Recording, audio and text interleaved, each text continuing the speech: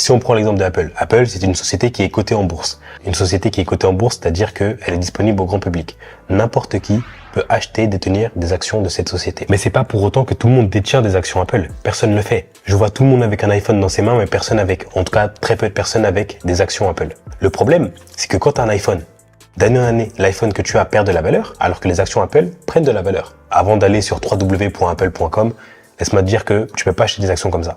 Il va falloir passer par un intermédiaire, ce qu'on appelle un broker. Donc une fois que tu es passé par ta plateforme d'intermédiaire ou ton broker, tu auras deux choix pour commencer à générer de l'argent avec l'action que tu viens d'acheter.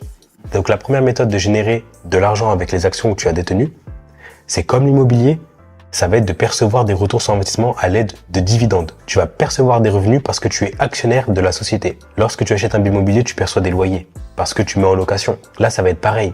Apple crée de la valeur, Apple crée de la richesse et donc va distribuer une partie